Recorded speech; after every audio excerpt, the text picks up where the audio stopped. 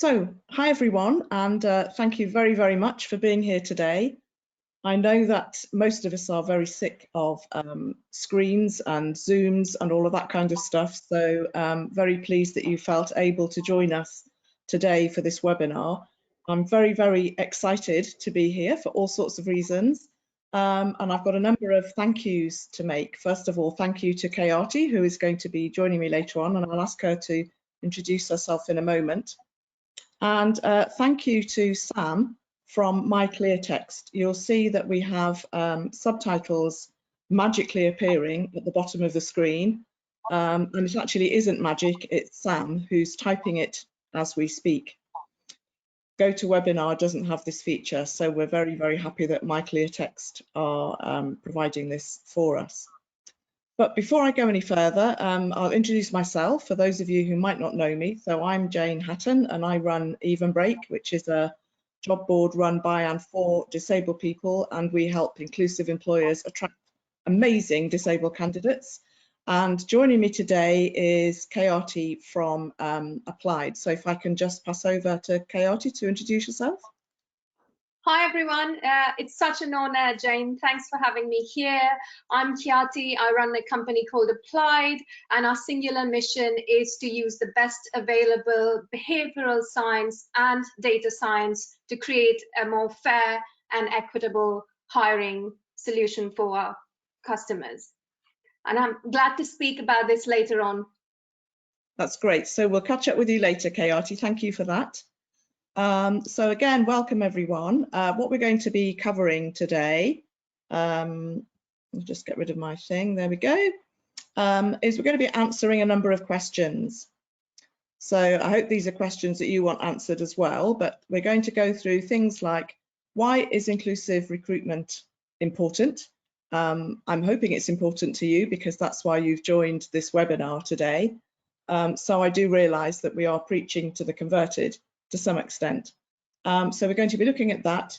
What do we mean by disability? I know that we have some visitors today from other countries in the world, some from the US and some from Macedonia, so you're all very welcome too. And the language might be slightly different in terms of terminology, so we'll just have a quick look at that. And then we're going to look at what the barriers are that people face when they're looking at traditional recruitment processes. Today, the focus is on disability, but actually what we'll find is that if we have an inclusive recruitment process, it works better for everybody, whether they're candidates, whether they're disabled, whether they're recruiters, whether they're employers. So we're going to look at the barriers that people might face. Then Kayati is going to come back and she's going to talk about CVs particularly, but are they the best way to identify and attract and appoint the real best talent? And as she said, it's all about getting the very, very best talent for your organisation. So she's going to deep dive into that. Then I'll come back and look at how we can remove or reduce some of the other barriers that we might have identified. And then you can ask questions of us. So there is on your right-hand side, I think you'll find that there is a questions box. So if you have any questions as we go through the webinar, just jot them down there and we'll come to you at that point, and then we'll answer any questions that you might have come up with. And if it's all right with you, we'll unmute you so that you can ask that question in person. And then, of course, the most important question is there a book that contains all this information? Spoiler alert, there just might be. So we'll come to that right at the end. But this is intended to be a workshop that is going to be useful to you, not just flogging my new book. So, okay, let's carry on then.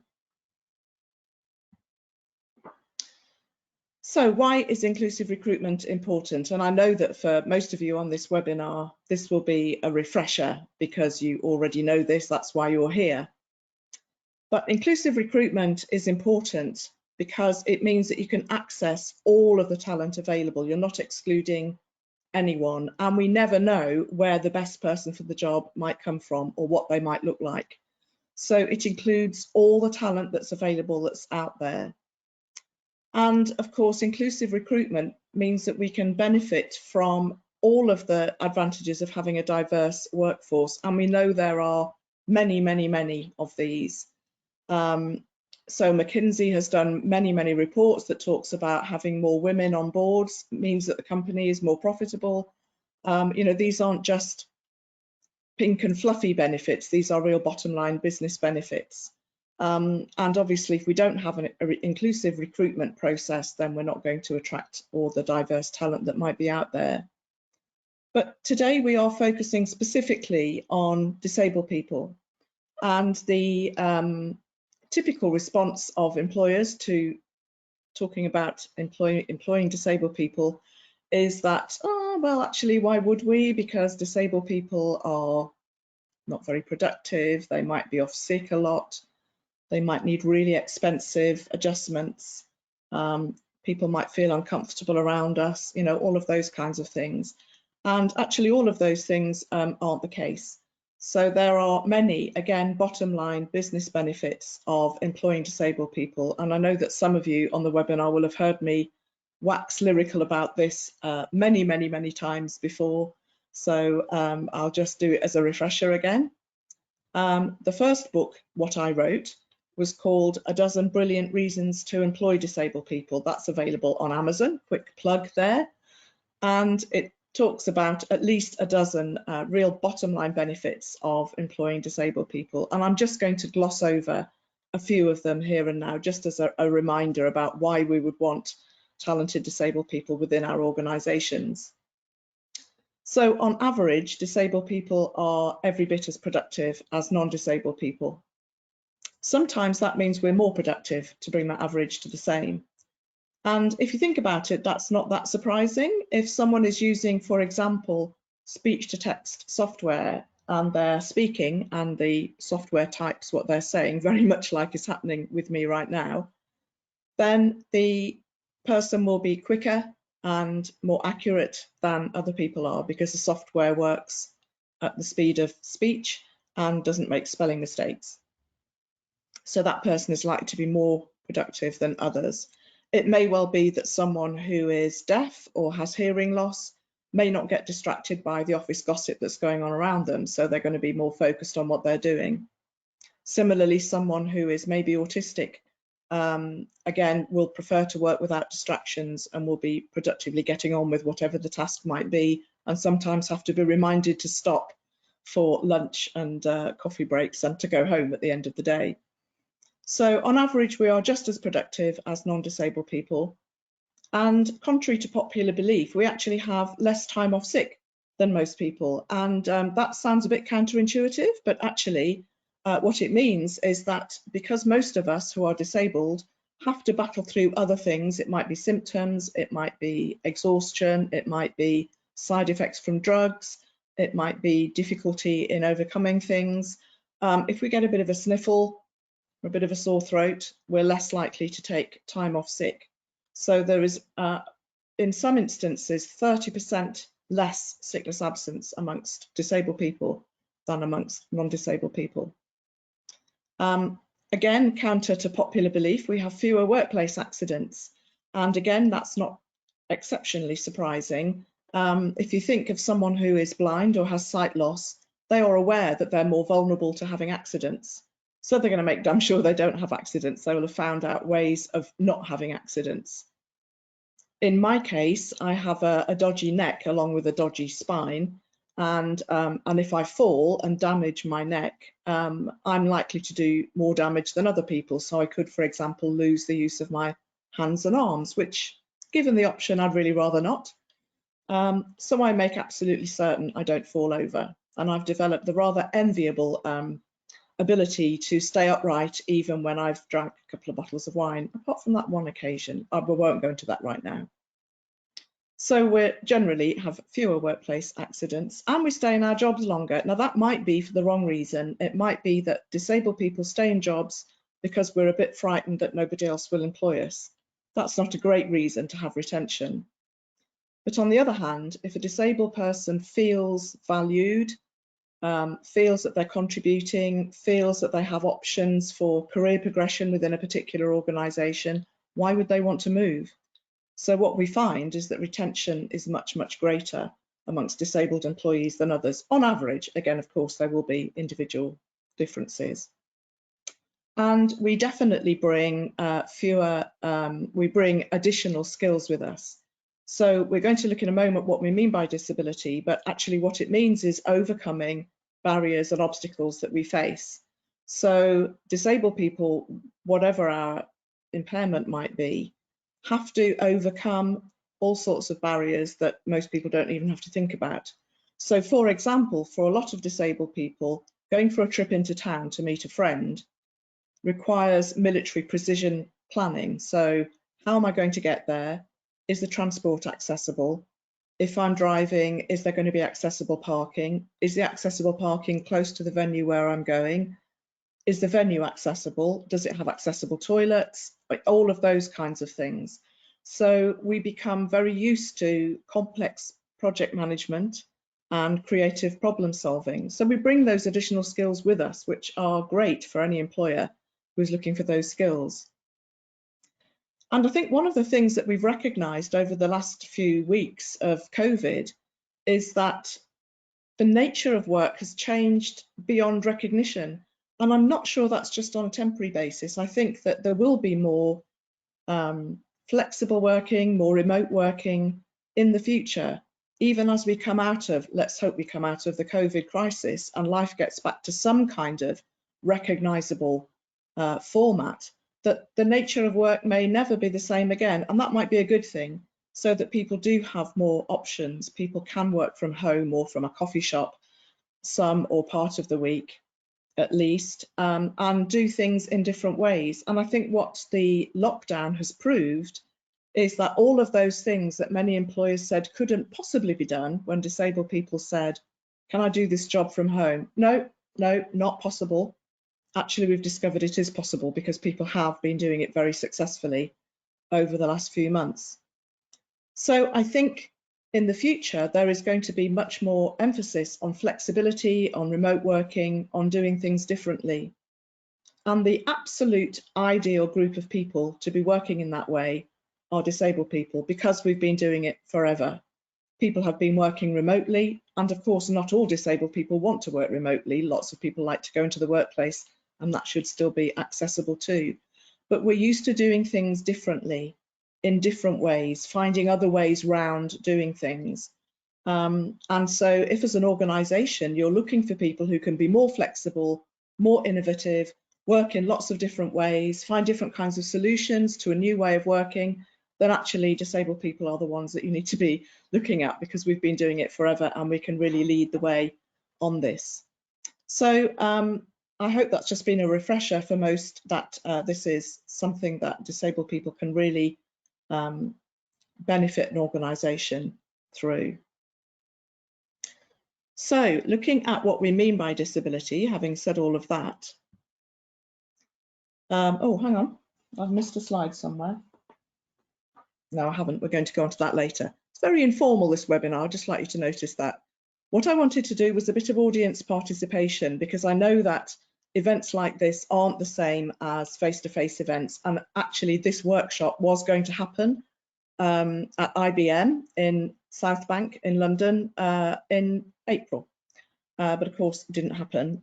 So we're having to do it online. One of the benefits of that, of course, is that more people are able to attend, particularly people who live a long way from London. And also we can make it more accessible for people. But one of the disbenefits, if that's a word, of it is that we can't interact as much. So what we want to do is get you involved in the whole conversation. So what I'd like to do now is a poll asking you how confident you are that your current recruitment process is how good is it in identifying and appointing the best candidate. So I'm going to put a poll up. Hold on.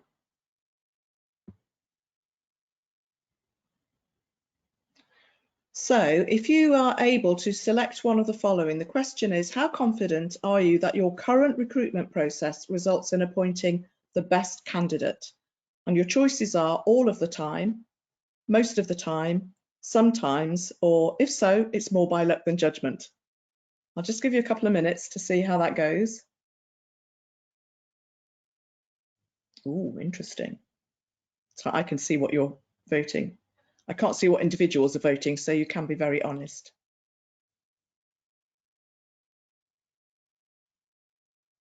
Another couple of seconds till it settles down.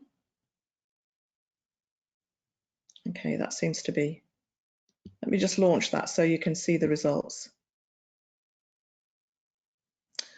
So 5% are confident that all your recruitment process always results in appointing the best candidate. I mean, that's amazing.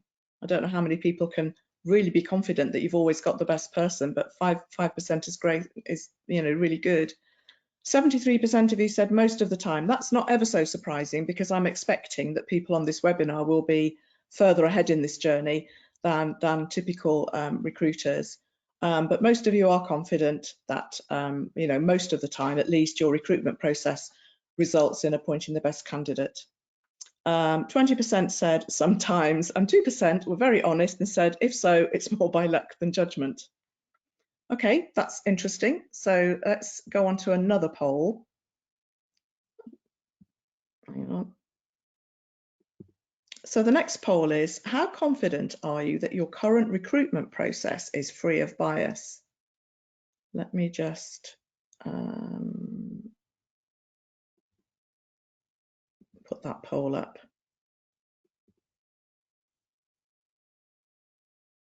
Right, so how confident are you that your current recruitment process is free of bias? That perhaps should be free from bias? Don't know, my English. Anyway, so absolutely confident that it's free of bias, fairly confident, might have some bias, it has a lot of opportunity for bias to occur, or unless you're the chairman's nephew, forget it. And again, I don't know which individuals are clicking which, so if the bottom one is true, I won't know who said it. I can't tell anybody. So we'll wait until that's settled down a bit.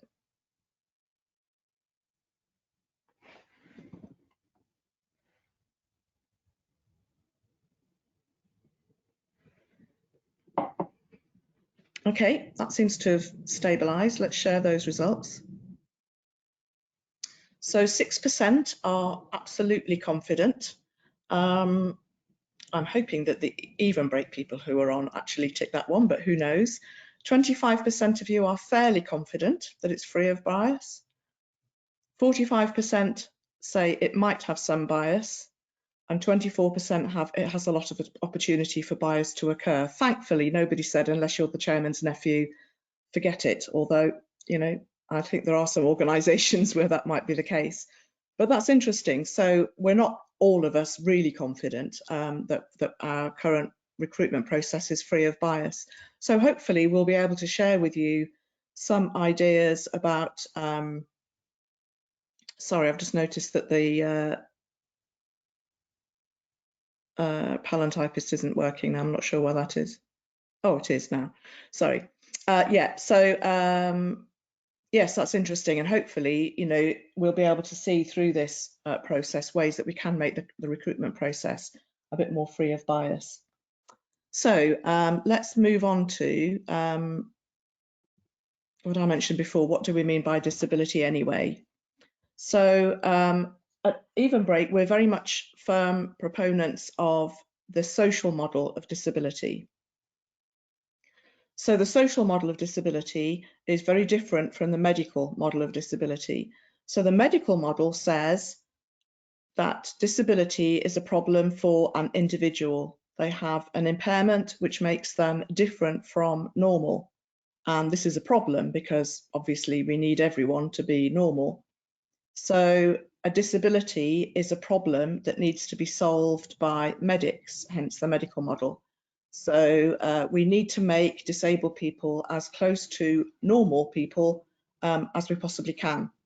And I'm not completely against the medical model, because I'm quite happy for medical people to be looking for solutions to get rid of some symptoms. So in my case, chronic pain is an issue.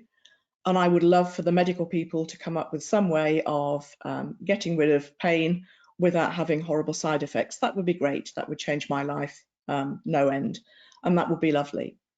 But I'm not a medic, so that's not something that I can influence. And if they never come up with something that can completely eradicate my pain, without me having side effects, then I'm going to have to learn to live with it and hope that the world can accommodate me living with it. So the social model says that the problem isn't the disabled person, the problem is the society that we live in. So the picture there is a kind of obvious example of this, where is the problem there the wheelchair or the stairs? So for those who with visual impairment, there's a picture of a wheelchair at the bottom of a set of stairs. So the problem, I would say, is the stairs. If the stairs weren't there, if it was all flat access everywhere, then using a wheelchair wouldn't be a disability, because people who use wheelchairs could get everywhere that the rest of us can get. And that's a very kind of obvious, maybe slightly coarse example, but there are lots of examples. So if everybody was able to do sign language, then British Sign Language using people would not be disabled, because we'd be able to communicate in the same way that everybody else does. If all of our recruitment processes were accessible, then we wouldn't be disadvantaging any people with particular impairments. So for us, the social model is about identifying what the barriers might be and getting rid of them, because the likelihood is the person in the wheelchair, to go back to that very crude example, is unlikely to suddenly decide that stairs are there, oh, I better get out and walk up them then. They may, some wheelchair users can walk, of course. But it's unlikely that the disabled person is going to be able to or can change. So what we need to do is change the environment around us. And that means physical buildings, physical layouts, the physical environment. But it also means attitudes, and it means things like communication, websites, processes, policies. If we can remove the barriers in those, then people will be less disabled, because we're not disabled by our impairment, we're disabled by the barriers that there are around us. So that moves us neatly on to what barriers do disabled people face in the recruitment process, in the traditional recruitment process. So I'm going to talk at this point about the barriers, and then after the next section, come back to the same list and look at what some of the solutions might be. So I'm not just, as disabled people are often accused of doing, highlighting the problems without coming up with a solution. We did some research earlier this year on the barriers that disabled people face when they're looking for work. And we had over 700 responses. So I think that was fairly significant. And the biggest barrier by far, 80% of the disabled people who answered the questions said that their biggest barrier was, we don't know which employers to trust. And that might be surprising, but if you think about the experience of a disabled candidate looking for work, constantly being rejected, never being told you've been rejected because you're disabled, because we know that's against the law, but constantly being rejected and often wondering if it's because they're disabled, then there becomes a trust issue. Is there any point in me applying for a job with an organisation which I know isn't going to look at me twice anyway? Why would I knock my head against that brick wall over and over again? So that's a huge barrier for disabled people. Which employers out there is it even worth me bothering to apply for? Because if I don't know that, I'm not going to apply. So that's a huge barrier. The second one, which is huge again, is not knowing whether they can be safe in what some people call disclosure. I don't like the word disclosure because it sounds like a guilty secret. Being disabled isn't a guilty secret. But whether to be open about access needs, whether to ask for adjustments. So a disabled person might be buggered, for want of a better word, on two fronts if they're applying for a job. If they say they need adjustments, that opens up the possibility that they're disabled and means they might be discriminated against. But if they don't ask for adjustments and they need them, they're not going to be able to compete on an equal playing field with other candidates. So not knowing whether they should be open or not, or if they are, what impact that's going to have, that's another really big barrier for many disabled candidates.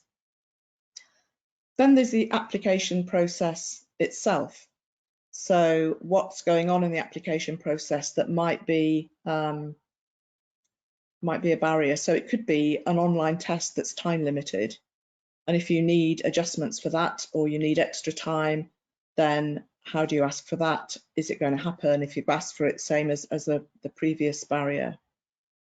It may be that the application process just isn't accessible to some people who may be the best people for the job.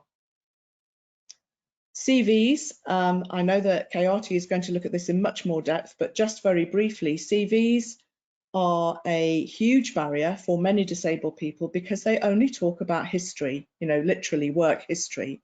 So they talk about what opportunities the candidate has been lucky enough to have access to in the past to demonstrate what they're able to do. And often disabled people won't have had that opportunity because of discrimination. Or it might be that they've not progressed through organisations because of discrimination or lack of adjustments. So their CV only reflect what they've been given the opportunity to do, not what they're capable of doing, which may be so much more. But I'm not going to talk too much about that because I know that Kayati is going to talk about CVs in more depth than I would or could, and broadening it out as well from just disability.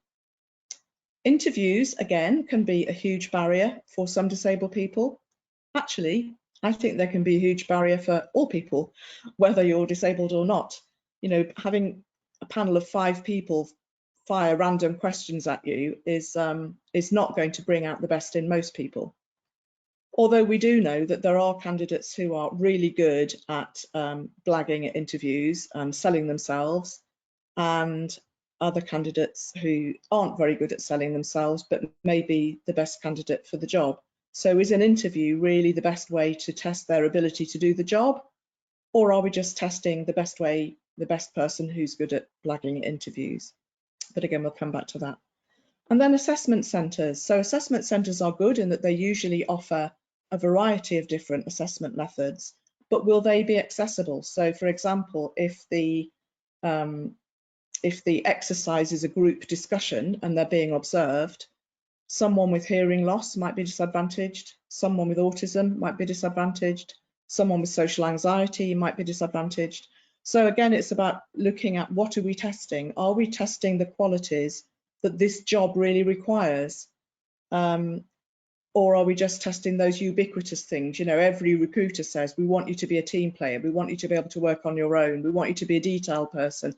We want you to be good at creative thinking. Very few people have all of those qualities. Our COO does, but very few other people have all of those qualities. So you're unlikely to find them all in the same person. And then, of course, there's a bias of the recruiters themselves. So we tend to recruit in our own image, and we talk about unconscious bias and conscious bias. I think there's more conscious bias than we're willing to admit. I'm conscious of some bias I have. I hope that being aware of it means that I don't always let it influence my judgment and my decision, but I'm certainly aware of bias I've got. But then there may well be other bias I have that clearly I'm unconscious of, and I wouldn't know about it because I'm unconscious of it. But recruiters will have bias. So sometimes it might be that they want to recruit someone who went to the same university or lives in the same town or supports the same football team, and sometimes even that might be unconscious. It's just a kind of, oh, I really like this person. You can't really put your finger on quite why, but it might be because there's something about them that you feel familiar with and comfortable with.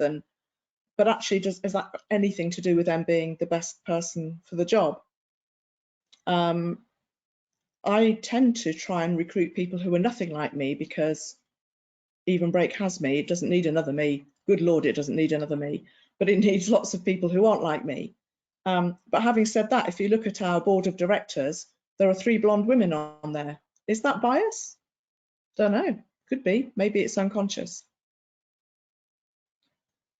So we're going to move on to Kayati's bit in a moment, but before I do that, I just wanted to do another poll about CVs particularly. So the question is, do you use CVs in your recruitment process? So again, really try and be honest about this. So the options are, of course, doesn't everyone, for every role, for some roles, or never, ever, ever, ever. So I'll leave you to click your chosen answer.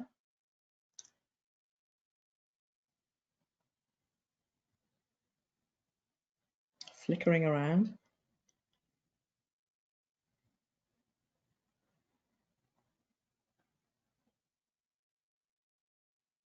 Okay, hope you've had time to. So I'll just share the results there.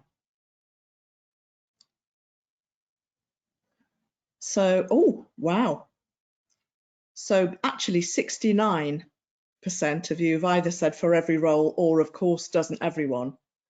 Wow, so CVs are used all the time. I mean, that's not uncommon. You know, it is very common for employers and recruiters to use CVs. 31% said for some roles, and only 1% said never, ever, ever. I'm assuming those are people either from Applied or from Even Break, but I could be wrong because we never, ever use CVs. In fact, I've never seen the CVs of any of the people that we now employ. And I have to say that I couldn't wish for a better team. I have the most amazing team on the planet, but I've not seen any of their CVs. And I do know that for some of them, if I had seen their CVs and had been appointing on the basis of their CVs, they wouldn't have got the job, because actually the qualities they bring with them aren't reflected in their CVs or in their work history. So anyway, yeah, so that's Even Break.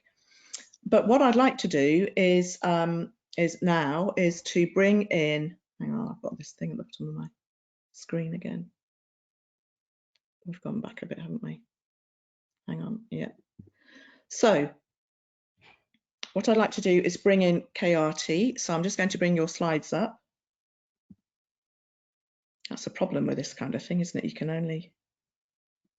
can see me faffing. I think there's a way of me not doing that. Hang on.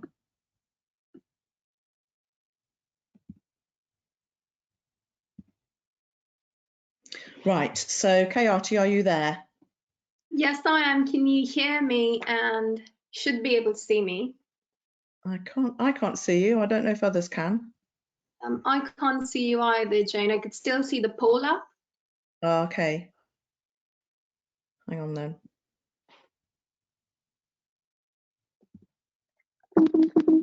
Aha!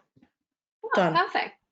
Thank you. Welcome back, KRT. If you just want to let me know when you want me to move your slide on, that would be great.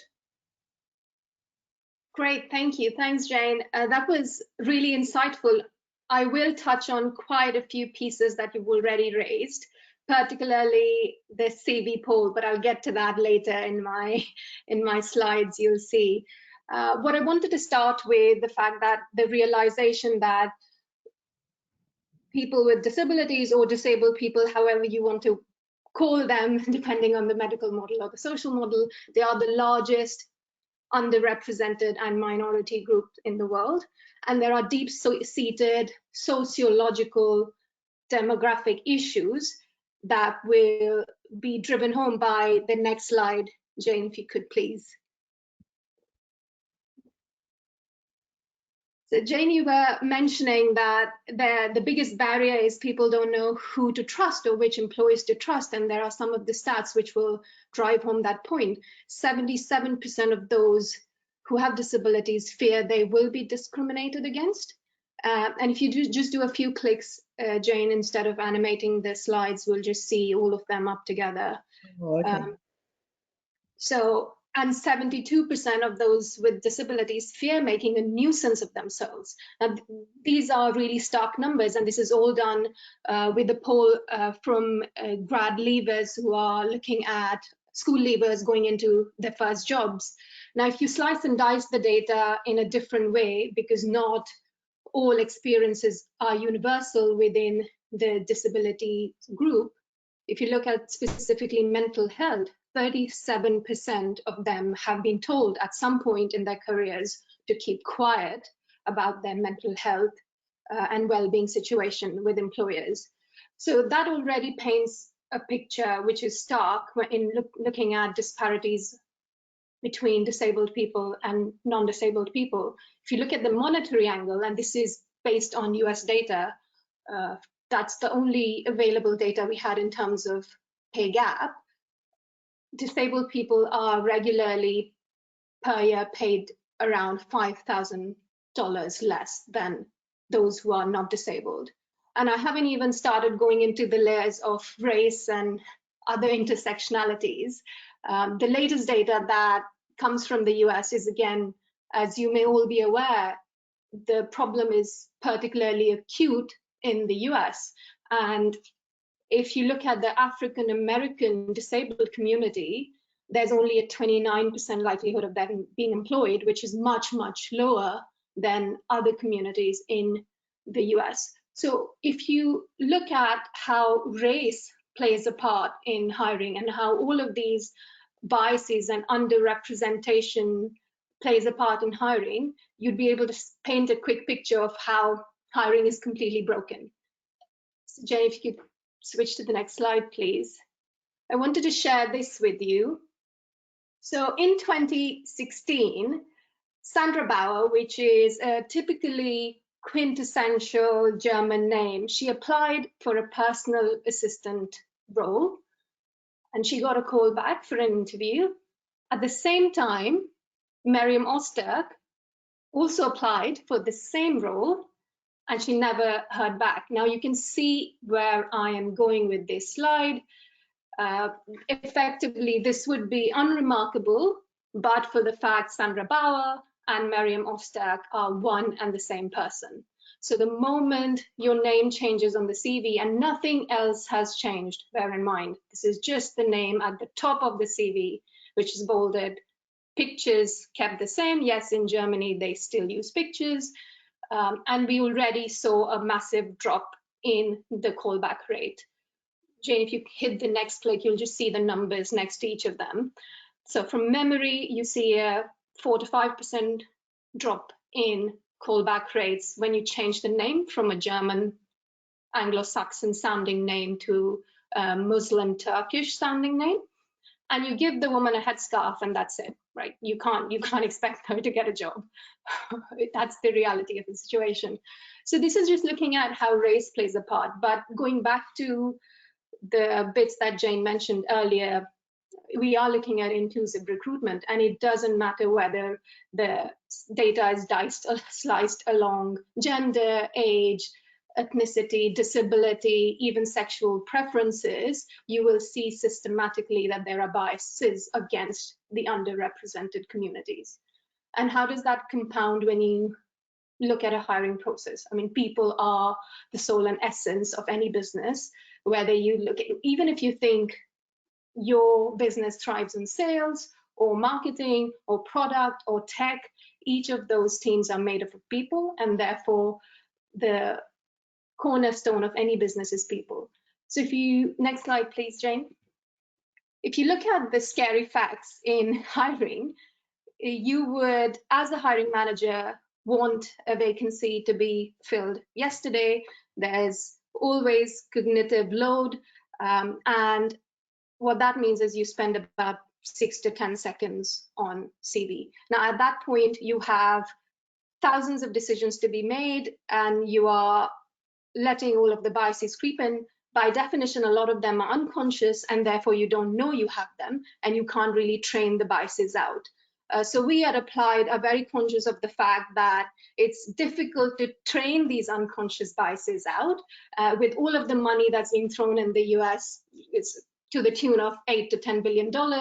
And there has been research which says it doesn't work, because if you look at just that particular tool in its own, yes, it can be good for awareness, but it doesn't solve the problem.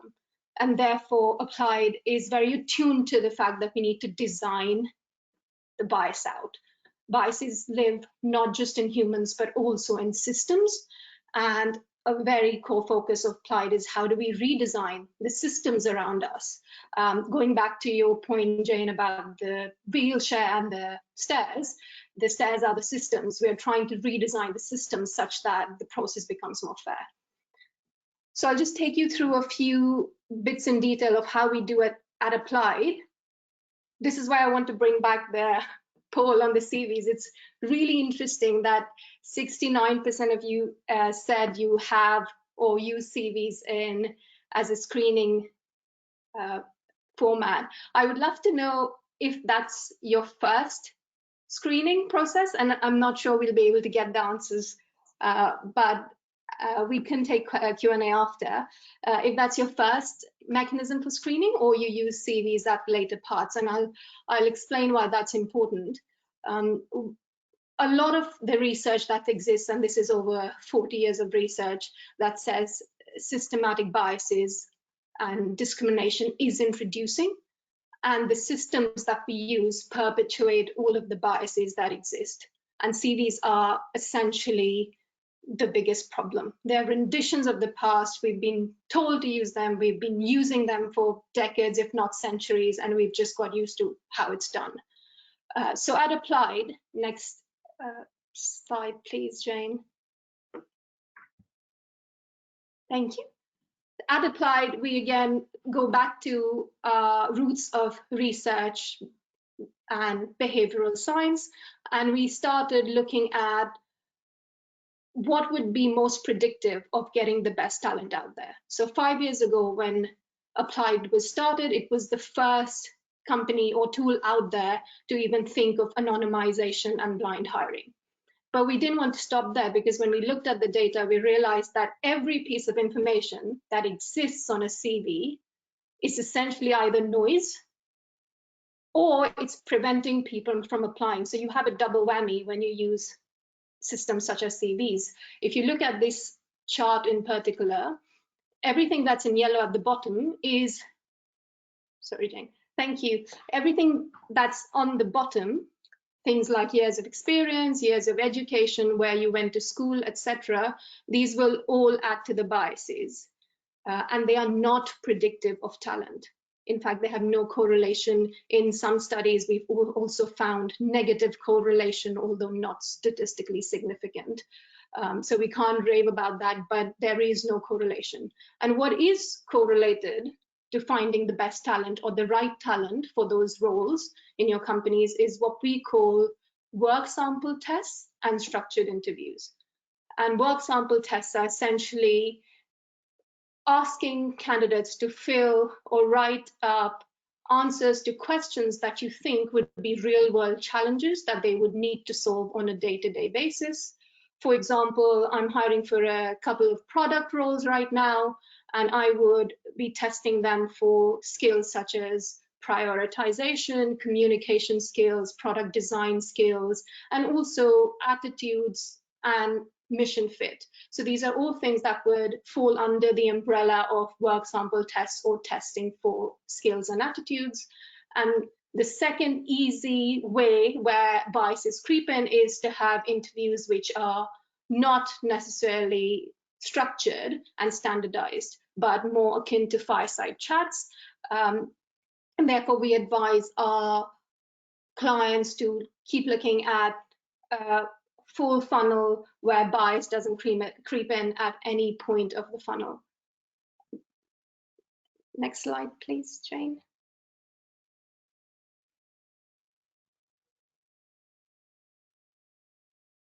Thanks. So this is where this gets interesting. So 69% of you said you use a CV in some shape or form. I want to spend a little bit of time looking at the details on what is the information that you're trying to actually glean from a CV, because from our perspective at Applied, it's just a piece of paper with items bolded on it which have no relevance, mark my words, no relevance to what a candidate can do on the job and whether the candidate is really the right person for the job. So if you look at details such as going to Google, yes, they went to a great company such as Google, therefore they will be great at something else, which is your halo effects. Again, confirmation bias, you're taking an assumption and you're looking at evidence that will help that assumption rather than challenge your initial assumption. So confirmation bias also creeps in. You have affinity bias. Did they go to the same school as me? Yes, great. I went to the same school as them. We'd think alike. We'd be great together. Let's get them in for an interview. Groupthink. My manager or my boss thinks they're great. I'm not sure, but let's still call them because my boss thinks it's great. And stereotype bias, of course, this fits in various angles into counter-typical roles. For example, you might not want to call in a woman for a heavy engineering job. Similarly, you might not want to call in a male for a nurse job. And these are all biases that have been absorbed by us because we live and breathe in the society, and our brains have been informed and shaped by everything that's around us. So one of the reasons why we keep on saying, please do not use CVs, and if you're using them, do not use them as the first screening stage, because all of these biases will only be perpetuated, and they're all unconscious, right? Like, I'm sure we have a sample of 100 people. If we ask all of us, are we biased? We'll all raise our hands and say, no, I don't think I'm biased, but that's not true. That will be untrue by default. All of us are biased. There is no such thing as a brain without bias. So going back to this, the main reason why we don't use CVs is because it introduces all of the bias that negatively impacts underrepresented groups. The second reason why we don't like using CVs is it prevents people who don't look the mold and don't fit the part to not apply. And we've had instances of this over and over. We've had 200,000 applications through the Applied platform. And quite a significant portion of those candidates have said to us, we wouldn't have applied if it were the standard application process of a CV, because we don't think we would have got a chance to go ahead. And in fact, we did a study when we started Applied with a validation study of putting exactly the same number of CVs and exactly the same number of applications through the Applied process. And in 60% of the cases, we got the person hired for the job who wouldn't have been hired if Applied did not exist. So we're already starting to prove that CVs have not only a disproportionate impact on underrepresented groups, they can also lead to biases further down the funnel, which would be very hard to mitigate if you keep using them as your first screening methodology. Next slide, please, Jane. So I won't focus on this a lot, but the primary purpose here was to not use CVs, and how do you make sure when you don't use CVs, what else do you use, and how do you make sure it works? So the making sure it works piece is related to data, tracking everything, measuring everything, and predicting everything, which is what we do at Applied. But I'm happy to take questions later related to this, as I don't want to spend a lot of time on that. But I think that's where we'll cut off, Jane, because I do realize I'm a little bit over time.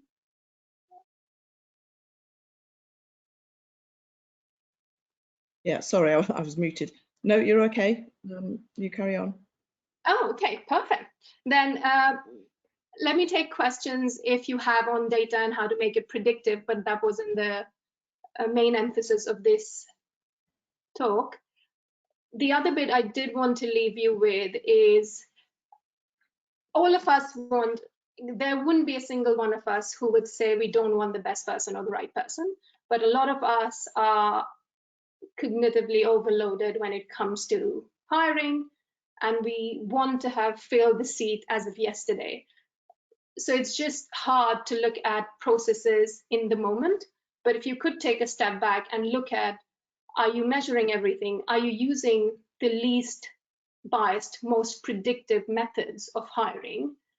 Even if it's starting at a small scale, that would go a long way towards making your entire recruitment process more inclusive.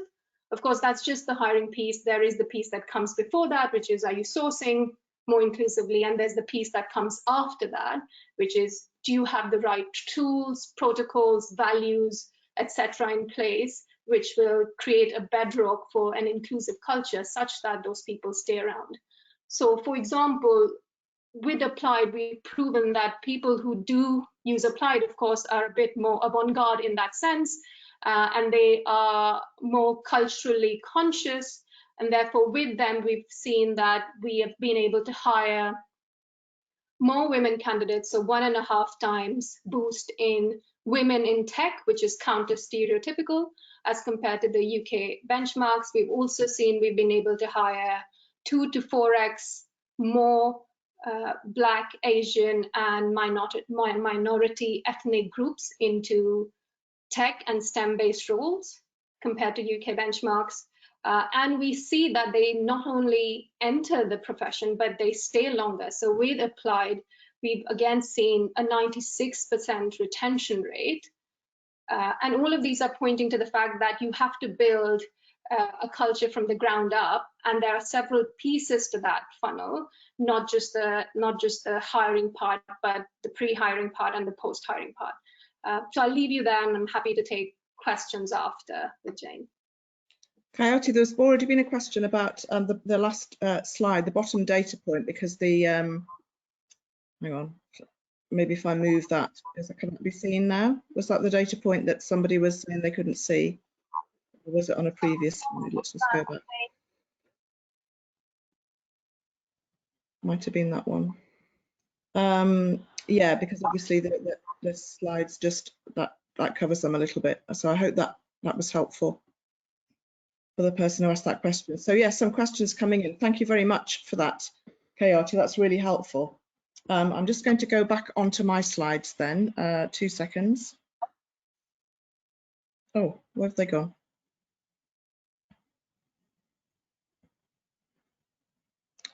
Sorry, guys. Such a professional outfit.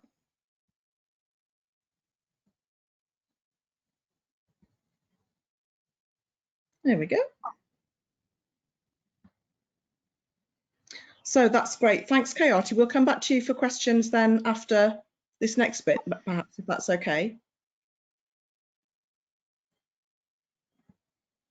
So what I was going to do, I think that's, you can see why I love Applied, because they do stuff that's just completely in line with what we agree with. And I think that, you know, for me, one of the things that really comes out of what Coyote was just saying is that this is about inclusion generally. So we might be looking at disability, but actually the biases that will work against disabled people will also work against other underrepresented groups. So if we get something right for disability, we get it right for everybody else as well.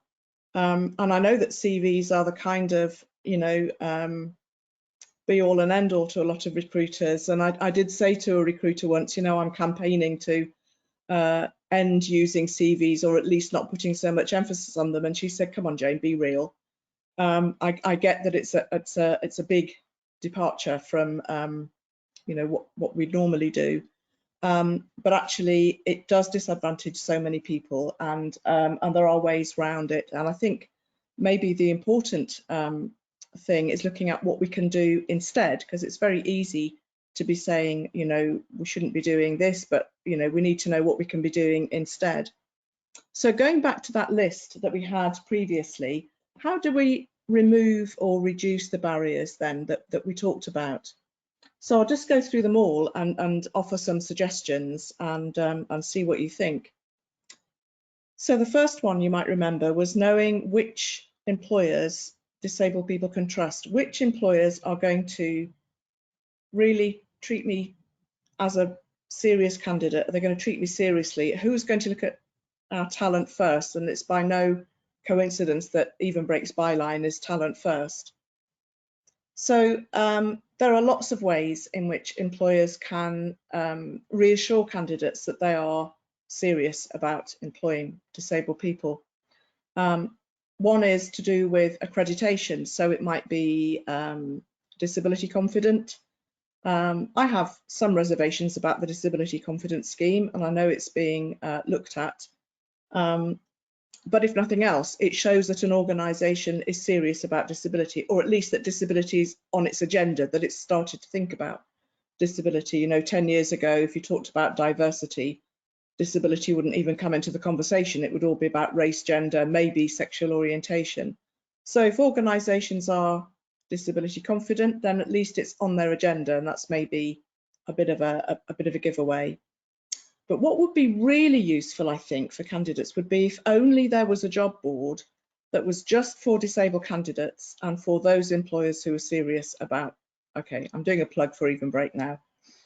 But one of the things that our candidates say to us is, if an employer pays to advertise on a job board that's only targeted at people like me, then I believe they're taking this seriously.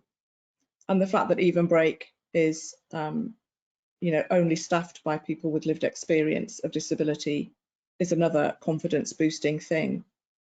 But candidates have said to us that they will apply for a job they see advertised on Even Break that they wouldn't advertise if they saw exactly the same job advert somewhere else, because they wouldn't be sure that that employer would take them seriously. So a specialist job board, there may be others, not as good, but there may be others. Yeah, I'm biased. That's my conscious bias there, but I think it's based on reality.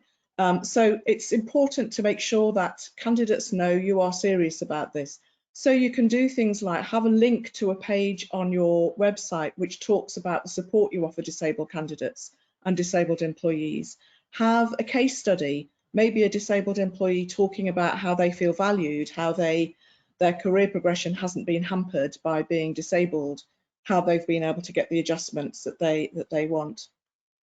A wonderful woman called Nicole recently got a job with John Lewis, one of our clients.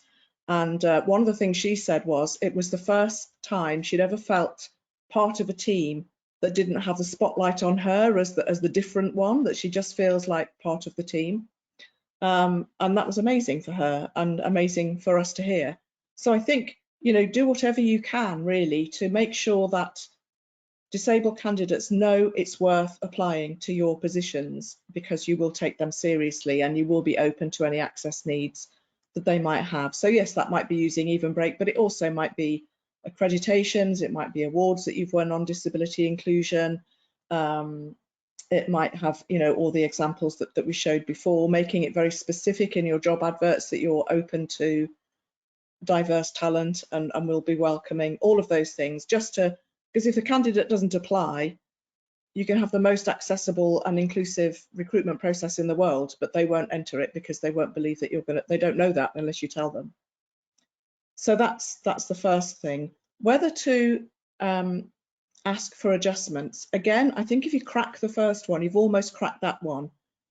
We've been told anecdotally that there's a much higher rate of people being open about access needs from applicants who come from Even Break, because their perception is, well, you're not going to discriminate against me because you want people like me, so it's fine for me to tell you about my access needs. And again, making it very clear to people in your recruitment process, in your adverts, that you will provide adjustments, that you, and there are ways of doing this, and some organisations will say, are you disabled? Yes, no. If so, do you want any reasonable adjustments? What are they? And that's quite mechanistic way of doing it. What we like to do is put something like, we want all of our candidates to shine in this recruitment process. Please tell us what you need us to do for you to shine. So it's not, are you disabled or not? It's, it could be somebody who has to pick the kids up at 3 o'clock saying, please don't give me an interview at 3 o'clock. Or it could be someone who doesn't want to travel a long way asking if they can have a video interview. So it opens it up to everybody. It doesn't put a spotlight on disabled people. It doesn't make people think, oh, they're getting privileges that we're not. It's actually saying to every candidate, we want to see the best you have to offer so that we can pick the best person for the job. So that's one way of trying to get people to open up about what their access needs might be. And then the process itself, again, if you invite people to tell them what they need and offer it, then it may be that people need more time, or they need something in a different format, or maybe there's a different way of them demonstrating their brilliance to you than the one that you're offering. And in terms of CVs, Coyote talked very, authoritatively about why they don't work, but actually what Applied do is replace CVs with something that's so much better.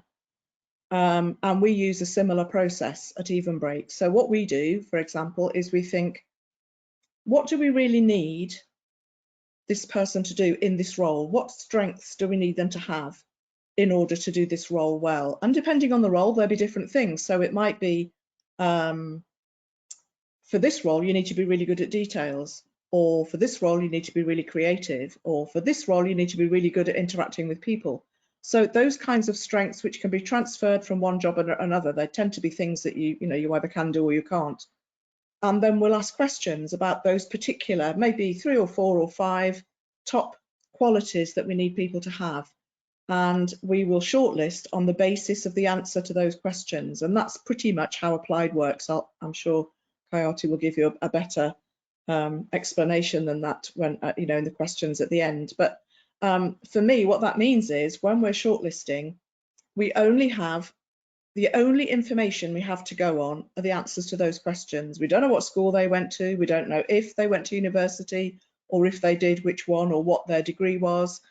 We don't know what their name is. We don't know where they live. We don't know whether they've had gaps in their work history or not, because none of that is relevant to whether they can do the job or not. All we know is, have they got these qualities that we're looking for? And then we can go on to look at further indications. So one of the things for us, for example, is that our employees need to promote the social model of disability. So one of the questions might be, what do you think is the importance of the social model of disability? There are some really good things about doing it that way. I know it's sacrilegious because we're not using CVs, but what it does do is it prevents hundreds and hundreds of people applying for the job who haven't got a hope in hell of ever doing it. People do that, but employers will say to us, we get 500 applications for this job, but when you've actually sifted through them all, which takes ages and ages and ages, you might find 10 that are worth taking forward to the next stage. Wouldn't it be better to only get, say, 15 and 10 of those go through to the next stage? Because those questions will put people off who can't answer them. They'll think, that's not the job for me, I'm not going to apply for it. But it will encourage the people who really could do the job to think, I can answer all of those questions because I've got all of those qualities. And so you get fewer applicants, but much, much better quality applicants. And you almost remove the potential for bias. So those are things you can do instead of a CV. And in terms of interviews, for me, it's a little bit like Coyote was just talking about. We're violently in agreement here about work-based projects or tests, samples. So, for example, one of our candidates, who some of you have met because he's spoken at a lot of our events, Will, he wants to be either a coder because he's taught himself coding, or he wants to be a researcher. His autism means that he would be, in this instance, brilliant at either of those things because he's forensic about what he does. He would say, if you want me to be a coder in your organisation, are you better having an interview and asking me how good I am at coding, or give me some coding to do and I'll show you? Well, it's a bit of a no-brainer, really, because some people might be really good at convincing you how brilliant they are at coding and might be rubbish at it. And somebody else might not be brilliant, and Will wouldn't be brilliant at selling himself in an interview. He'd just tell you he was good and expect you to believe it. He wouldn't think you need persuading, but maybe the best person for the job. So actually, if you can test, again, the things that you need someone to be able to do in the job, it can be done through written submissions, video, work samples, work trials. There are all sorts of different ways. And again, it will be different for each job. So it's a little bit more work for the recruiter. But the outcome is you get the best person for the job, not the best person at blagging at interviews.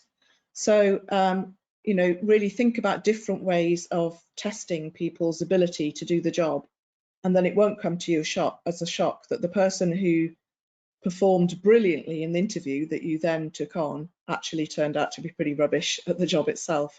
And I've certainly had that experience, not at Even Break, but in previous businesses I've worked in. And I'm sure everybody on this call has had a similar experience where you've interviewed someone who seemed the perfect candidate at interview, but then actually not quite so good when they start. And things like assessment centres, again, very important to make sure that they are accessible and inclusive. We're not using assessment centres at the moment, of course, because of social distancing. But things like group interviews, if you have someone who has told you that they're hard of hearing or needs some adjustment, then then that's important. But again, you'd only have a group discussion if being in group discussions is an important part of the role that you're hiring for. If you're hiring someone to do coding in a cubicle all day and not have conversations with other people, it doesn't matter how good they are in group situations, because that's not an essential part of their job. So again, make sure that the things that you're testing are things that are relevant to the job itself, not just nice to haves or well, everybody needs to be a team player. Not everybody needs to be a team player. So just make sure that you're testing those things that are relevant, and make sure that the candidates have the adjustments that they need. So for example, if you have a computer-based test and someone uses a larger monitor, make sure they have a larger monitor to do the test, or ask them if they can use their own equipment, because they will probably have their own equipment they can bring with them or use from home. So it's very much about making sure that you are mimicking the surroundings that the candidate would be in the workplace, so that they can really demonstrate how they do the job, not under circumstances which they wouldn't be expected to do the job anyway. And in terms of the bias of recruiters, I'm very much, again, in agreement with Kayati that it's hard to train bias out of people. Making us aware of it is helpful sometimes, that we can be aware, oh, I need to be a bit careful that if someone applies with that particular characteristic, I might have to really work hard to overcome whatever my bias is. But you're never going to uncover all unconscious biases. And even if you could, you're not going to get rid of them. They're still going to be there. So the essential thing is not to change the recruiters, it's to change the process that the recruiters are using. But in terms of competence of recruiters, I think there's a lot to be said for helping recruiters, and by recruiters I mean hiring managers as well within organisations. I don't just mean agencies, I mean hiring managers, internal recruiters, making sure that they are aware of diversity and inclusion, so that they won't think of those things that we talked about right at the beginning of the webinar about, oh, well, if they're disabled, they're going to be incompetent, or they're going to be expensive, or they're going to be time consuming, and actually get into the mindset of thinking this organisation is going to benefit from having diverse candidates. So as a recruiter, what I need to do is up my skills so that I can be inclusive to any candidate. So that might be training in terms of awareness around different disabilities and how to be inclusive, how to ask questions, which questions you can't ask, and actually just making people feel more confident around disability. One of the biggest barriers that employers come up against, we've talked about barriers that candidates face, but one of the biggest barriers that employers face often is nervousness around disability. So not that they want to discriminate, the opposite, that they don't want to discriminate, but aren't sure about what words do we use these days? How do I support someone if they have that particular barrier? What can I say that can be helpful but not patronising? I don't want to patronise, I don't want to offend, but I don't know what to say. And if people feel uncomfortable and nervous, they tend to avoid that situation altogether. We all do, it's a natural human instinct. I avoid spiders because I don't like them. But if we can help recruiters feel much more confident and competent around the whole area of inclusion and disability, then a lot of that bias will go. One of the things, again, this wasn't meant to be a sales plug, but I'll just mention it while we're here, is that Even Break has a best practice portal, which is an online set of resources. So it could be a one-pager or a 1-minute video about how do you interview someone with autism, how do you use a British Sign Language interpreter, how do you make sure your job adverts are inclusive, those kinds of things. And everybody within a subscribing organisation has access to that. So if you feel your hiring managers are a bit nervous around this, and that's to be expected, then that's something that you might want to give them access to. So yeah, I mean, I think that's that's as many of the things I can think of to say very quickly about the barriers that disabled people might face, except to say that if we eliminate the barriers that disabled people face, we'll eliminate the barriers that other people face too. So people won't be discriminated on things that have no relation to their ability to do the job, like gender or ethnicity or religion or sexual orientation or age or accent or disability. It's better for all of the candidates because you open up your process to make it accessible for all candidates, but it's also better for your organisation because you have access to all of that talent and you're not eliminating anybody or excluding them from working for your organisation. And I'm sure for the people on this call, none of you want to exclude anybody, and yet 69% of you still use CVs all the time. So yeah, I'd like to open it up for questions. There's a questions box. We've got a couple in there already, but if there's any more that anybody would like to ask, now's your chance to put them up there. Let me just see if I can open it up. So one of the questions, Kiati, if you can come back and join us, because you might be able to answer these better than me. One of the questions we already have, welcome back, is I spent a lot of time in my previous role promoting access to work and access to work mental health services that cover the cost of most reasonable adjustments. Do you find that a lot of employers you work with are using this service? I can answer that in a moment, but Kiati, what's your answer to that one? Yes, we have. In fact, I'll give you an experience from within Applied. What we are doing is we are accessing such services, and we've got mental health support for whoever wishes to use it. And we are now thinking of making it part and parcel of their compensation, so as a well-being benefit. And we're seeing that sentiment echoed through some of our clients as well. It is tricky. Not a lot of people do it, but I think there's rising consciousness in the current climate. Yeah. I mean, it's called the best kept secret by the government, isn't it? And for good reason, because as you say, a lot of employers aren't aware of it. So we try and make employers aware of it. But actually, for me, access to work is there to help. It doesn't do the job for employers. So actually, if something isn't accessible, the onus is on the employer to make it accessible. But access to work can be useful in providing some support. It can be a bit slow sometimes, and there are limits to it, but actually it can be really useful. And we also talk to our candidates about access to work so that they can reassure employers, you know, if they get as far as interview or whatever, the application process, to say there is access to work, they will provide equipment that I need, or they'll provide support. Could be a support worker, could be help with travel to and from work. So yeah, I do think that there are a lot of employers who don't use it, some by choice, but most because they don't know it exists. And yeah, I do think we use it. I mean, I use it personally. So I have a driver because it's hard for me to sit upright in a position you have to sit in a car for any length of time. So if I go on long journeys, I have a driver. So access to work don't pay for my car, but they do pay for his hours in order to get me from place to place on work related transport. So something that really all employers should be aware of. And if you're not aware of it, you know, we can tell you all about it, or you can Google it and find out more about it. But certainly it will be helpful for you to know. Okay, another question, got some great questions. In large companies with complex IT processes involved in the recruitment processes, where do we even start with this? It will be an expensive exercise and we would need to convince our bosses to invest in that change. We really want to do something but don't know where to start.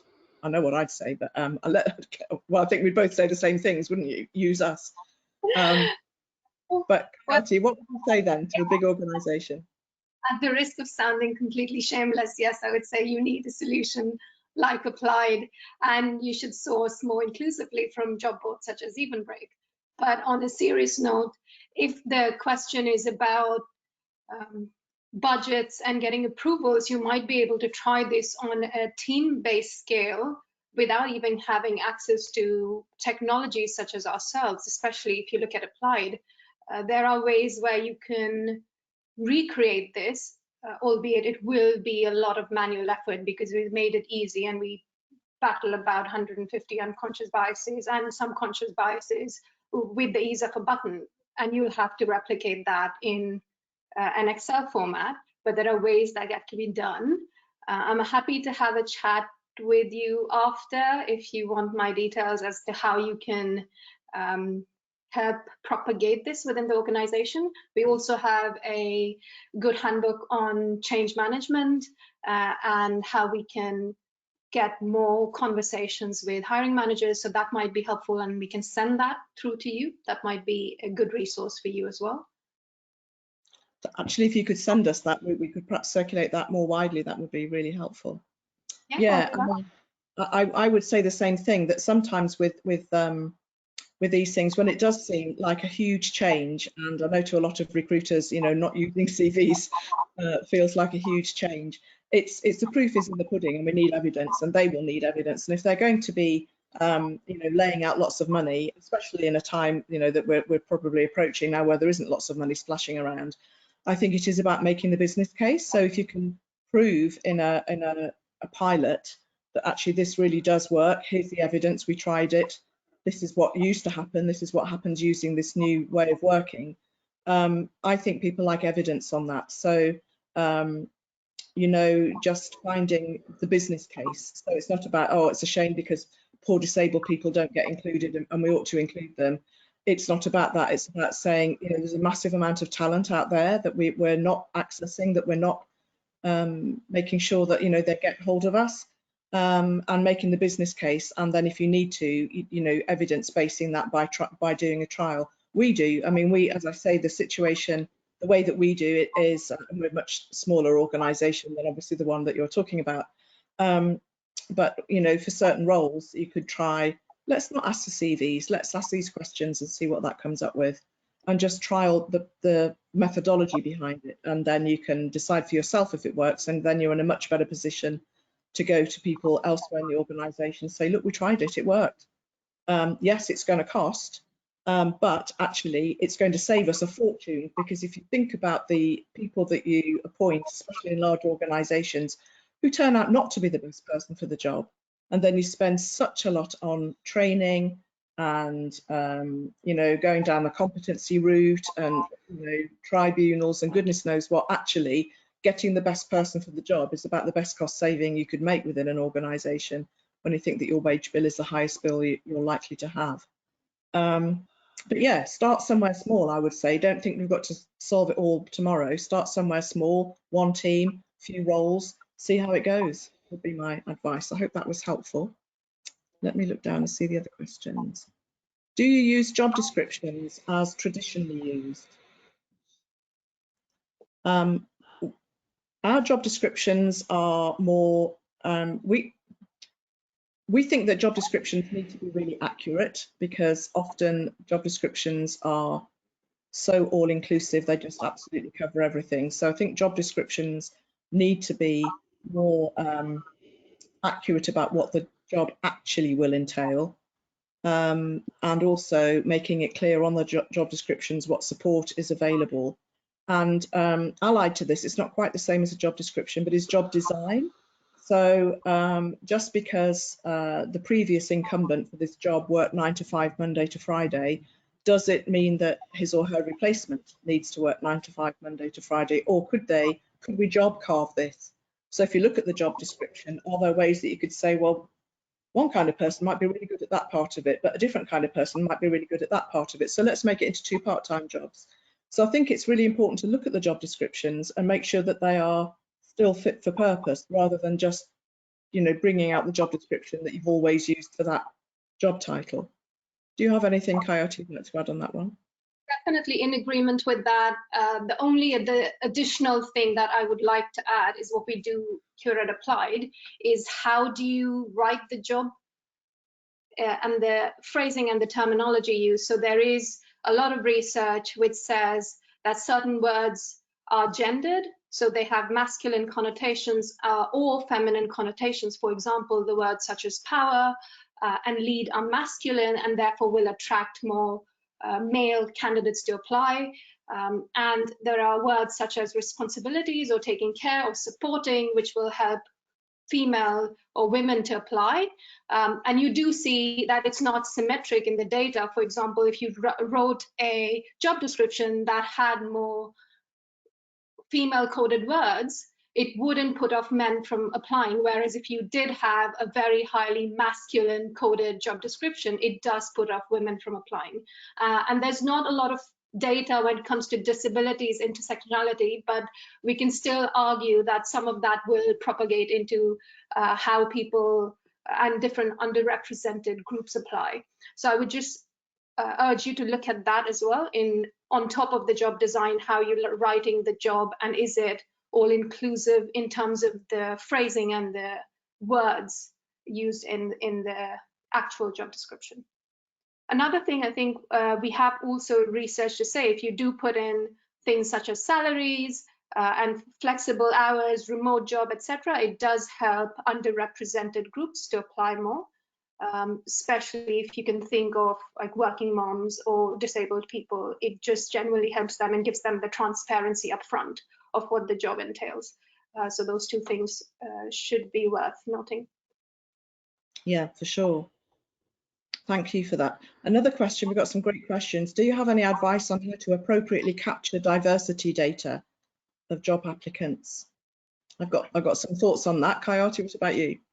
Yeah, sure. So of course, straying away from looking at personally identifiable data, how we do it at Applied is we map 6 different dimensions of diversity, from age, ethnicity, gender, etc. And we've also recently done work with the Government Equalities Office to start mapping sexual orientation as a dimension of diversity. So we'll have 7 different dimensions, and we ask the candidates to disclose these upfront before an application.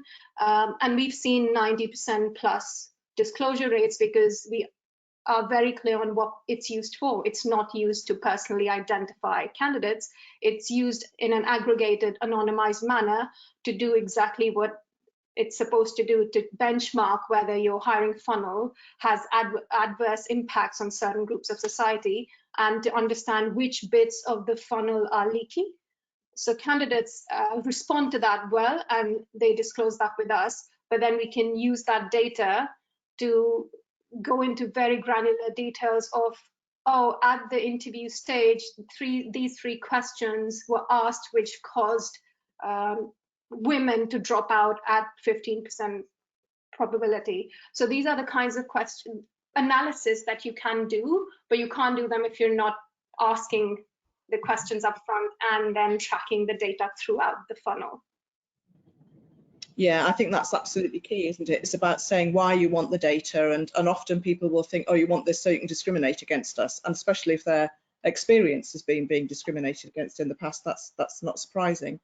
But I think if you're very open about why you want the data, and that it's to make sure that the organisation improves its systems and processes to eliminate bias, and that it won't be, you know, that the recruiters won't see the information on individuals that they're going to be taking through the process, then that's really important. But I think it also, it's in line with what we said earlier on about if the organisation is seen to be an inclusive and accessible employer, people will be much more trusting about why you're asking that question. So it's all of one piece, really, isn't it? If you're already demonstrating in lots of ways that you are keen to attract diverse candidates, then your reasons for wanting to capture the data are going to be less suspiciously viewed, if you like, by candidates. So I think, yeah, making sure that you do capture that diversity data in a way that people know what you're going to do with it and why you're capturing it.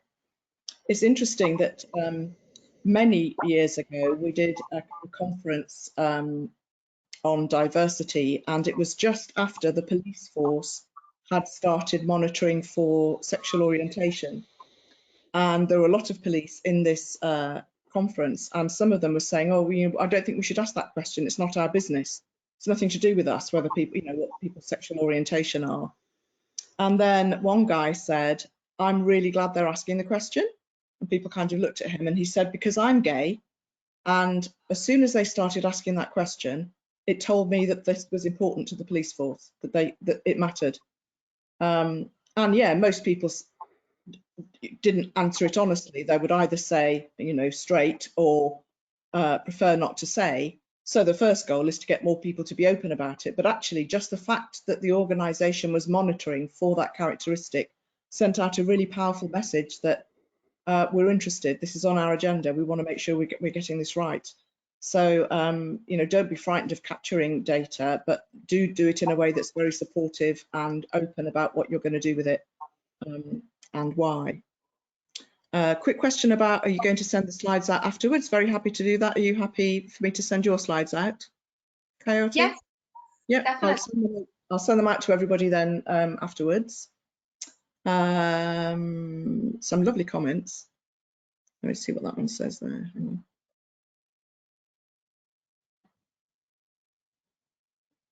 Employers who have signed up to, this is from Darren, employers who have signed up to Disability Confident commit to encourage applications by offering an interview to an applicant who declares he or she has a disability if the person meets the minimum criteria for the job. How can we commit to this without risking bias towards the candidate? There are in the field different views on the guaranteed interview scheme. We don't call it guaranteed interview scheme. We sort of think about it as being, you know, you will guarantee that disabled applicants who meet the minimum criteria automatically go through to the next stage. And there's a really good reason for that, is that, you know, as we said earlier on, there's a kind of perception of some employers and recruiters that disabled people won't be any good. So actually, well, let's see them first before you've made that decision if they meet the minimum criteria. Obviously, if they don't, there's no point in wasting their time or yours.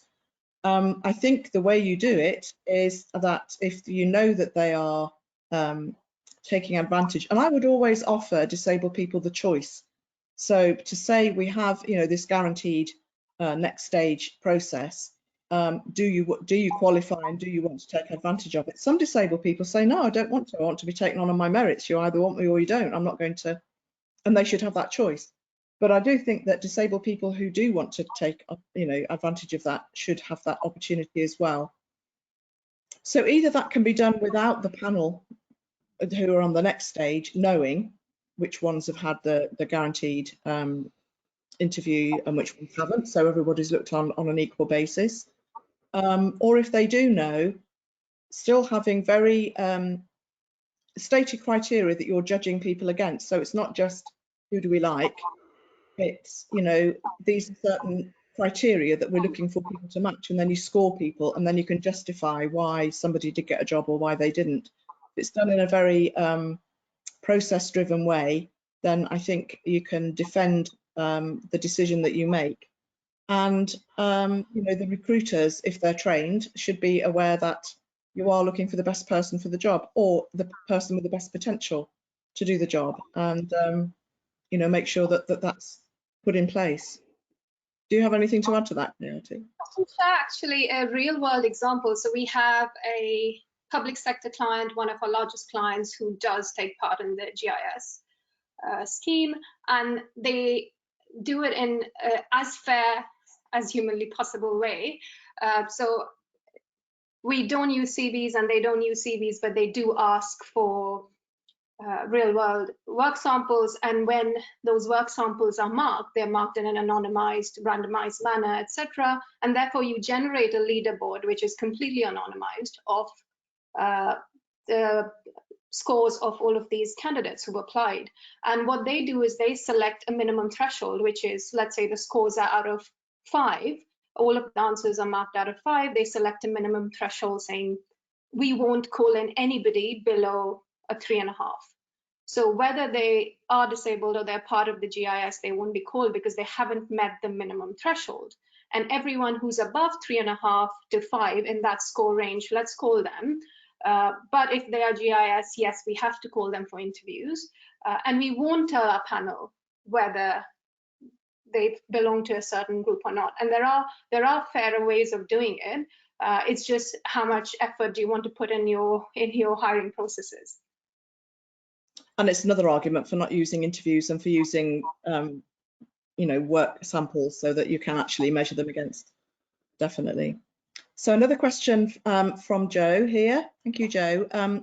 Agencies generally focus on CV approach. Have you worked with many agencies to discuss the use of CVs and other approaches that are more inclusive and get better results?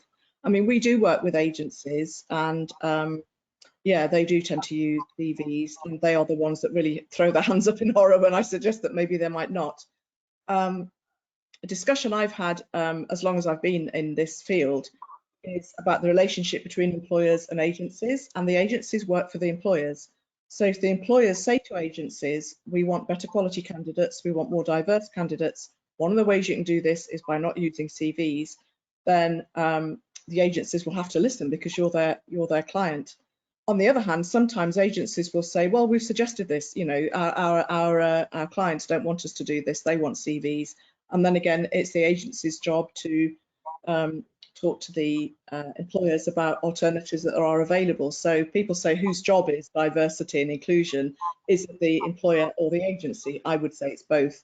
So if you have a good relationship with your agency, I think it's quite legitimate to say to them, we want to make sure that there's no bias in the shortlisting that happens, and we don't want to use CVs. We want to find more inclusive ways of finding candidates.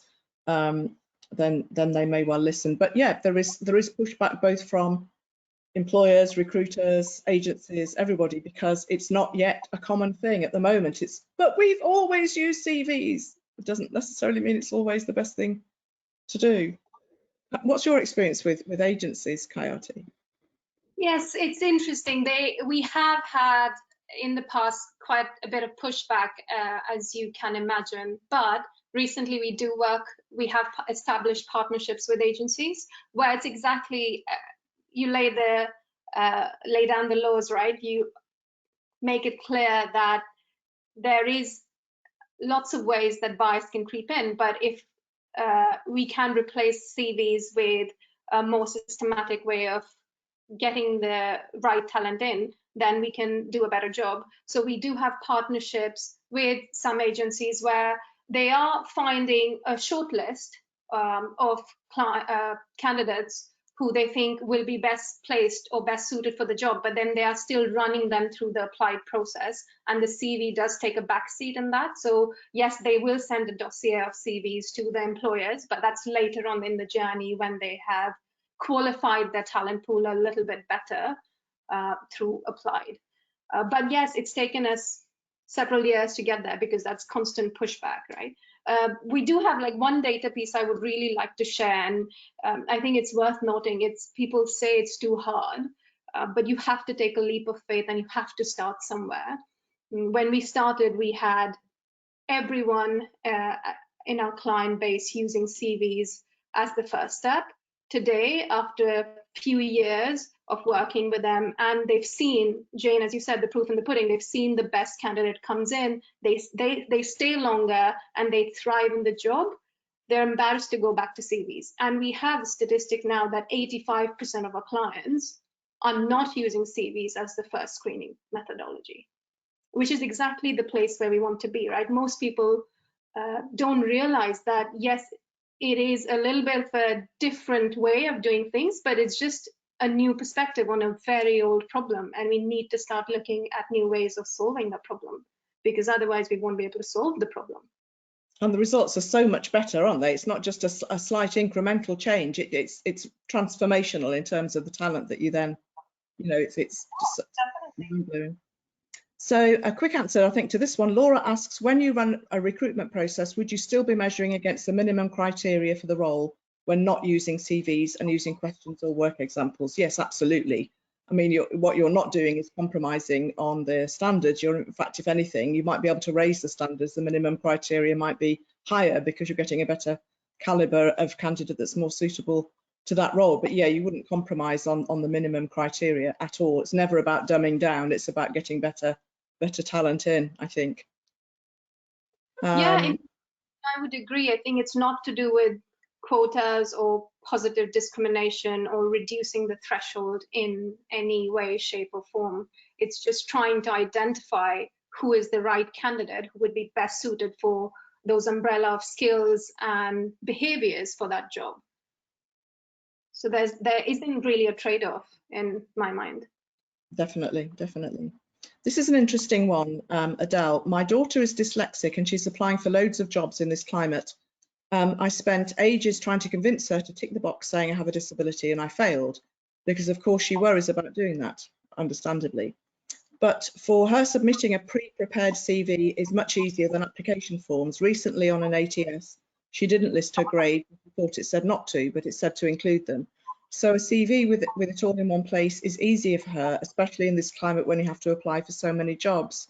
I think I'd sort of answer that question with another question. So has the CV helped her get a job?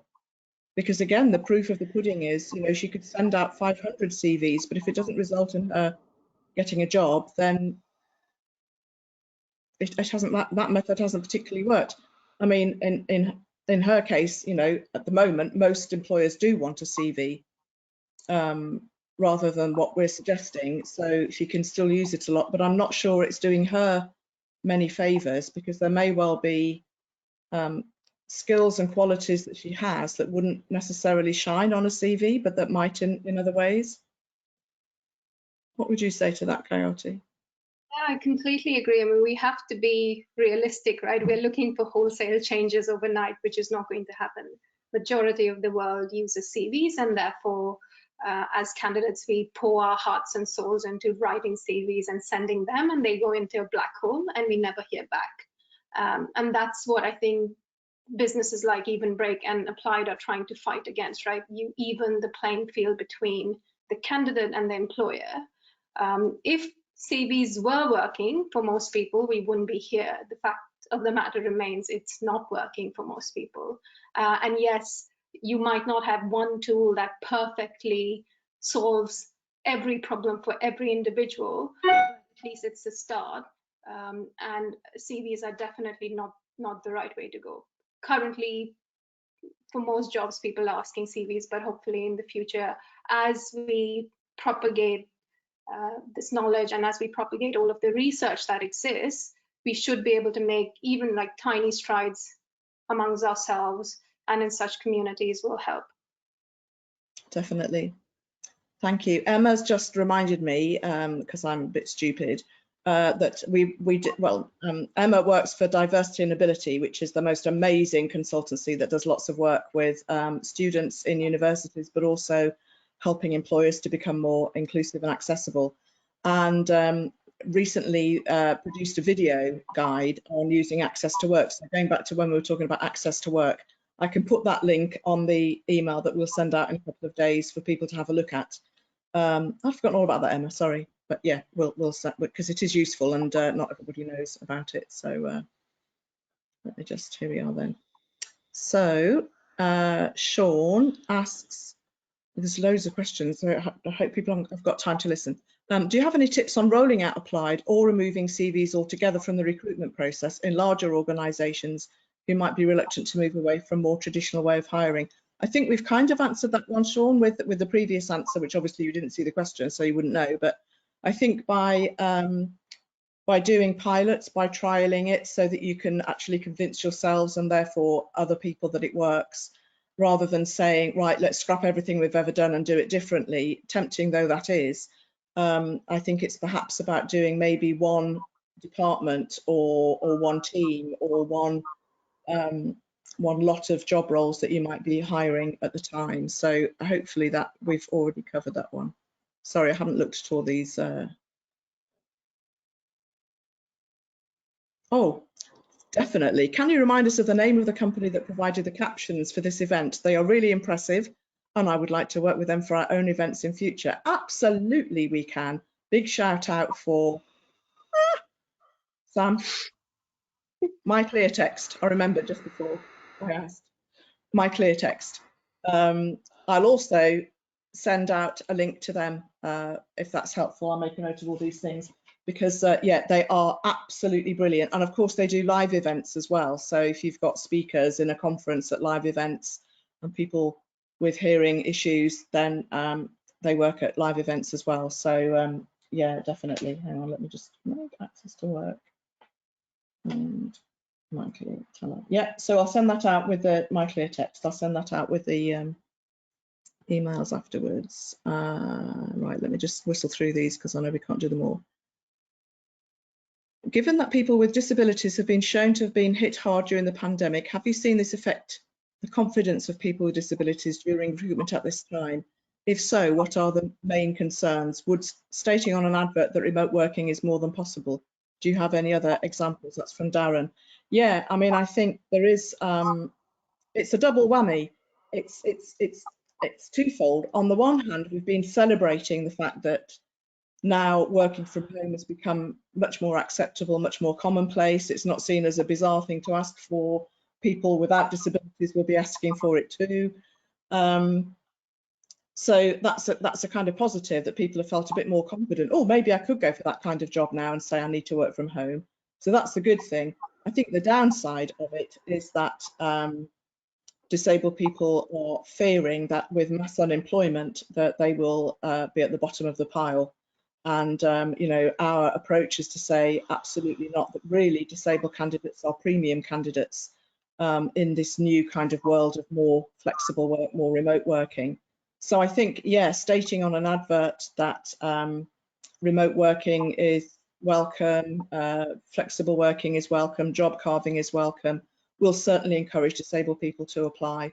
That's good practice anyway, to be honest, you know, out of or inside a pandemic. But definitely reassuring candidates that, you know, that they will be able to work remotely or flexibly is definitely important. Let's have a look.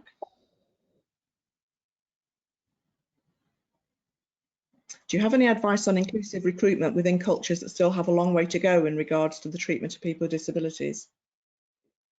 For me, it is about the business case. I think that in too many, you know, I despair sometimes at our practice in the UK on disability, but actually I know that we're way ahead of many countries, and that still in a lot of countries the attitude towards disabled people is still, oh, what a pity, or oh, they should go in an institution somewhere, or well, they certainly couldn't work, could they?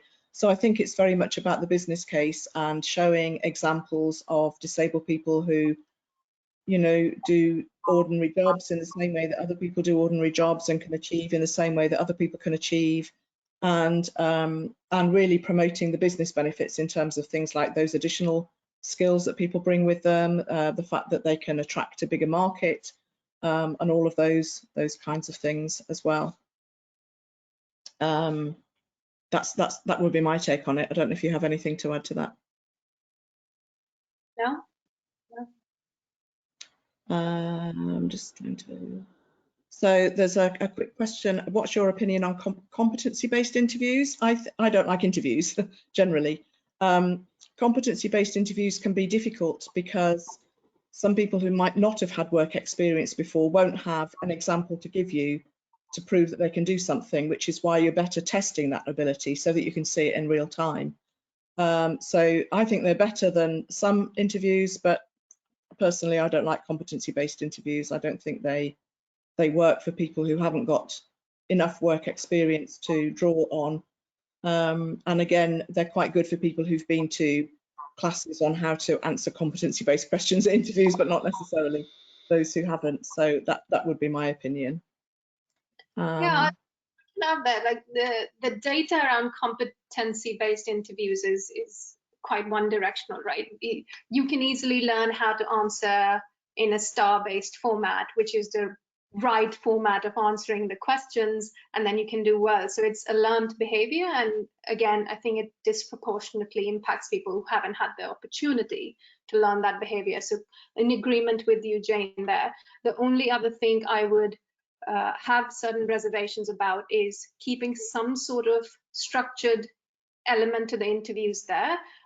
Unfortunately, society isn't really ready, although the pandemic might change all of that.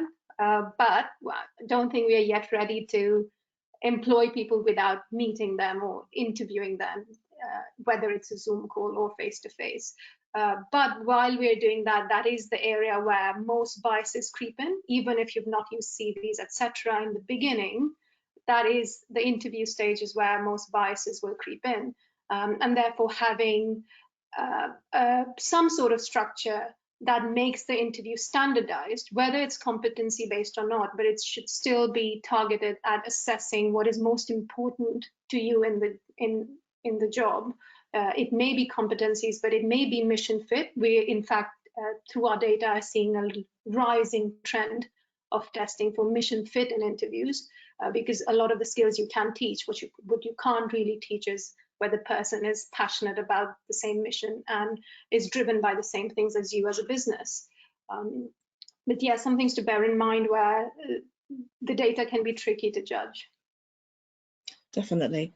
And the final question, going back to CVs, this is from Faye. Often we asked about anonymizing CVs. We've trialed previously and it didn't make a huge difference. What's your thought on this? I mean, I know that blind CVs, you know, when I say to recruiters, really shouldn't be using CVs, they say, oh yeah, no, it's fine because we use blind CVs. But actually, blind CVs just take away some of the data. And if you look back to that slide that Kayati used before about all the potential for bias on a CV, it's not just the name and the address. It's also about, you know, what university they went to or what work history they've had. So even though you can remove some of the things like the name, which would help in that slide where there were the 3 people who were identical but presented differently, it can help that kind of bias, but you still have all the other issues around gaps in work history, you know, where people have worked before, how long they've worked there, which university they went to, you know, and those things actually don't have much, if any, relation on whether they can do the job or not. So blind CVs is a tiny step in the right direction, but actually most of the potential for bias will still be even in a blind CV, I think. What do you think? At the risk of being redundant and repeating what I said when I was looking at those slides, when we started 5 years ago, it was very much about looking at inequalities in the labor market and how do we address those gaps. And the first thing that jumps at you is anonymize and blind hiring. But when we removed the names, and this was manually done for 500 odd candidates when in the beginning Applied was started, we realized that that wasn't solving the problem. Like all of the pieces of information that are bolded beneath the name still add to the bias. And 2 big pieces of conscious or unconscious bias that do exist is one, halo effect. So for example, I have, as I highlighted in this slides, if I've gone to a good school, that will create a halo effect saying I will particularly be good at something else, right? So it's drawing parallels from a school or a skill to another trait or behavior, etc., that the candidate might or might not display.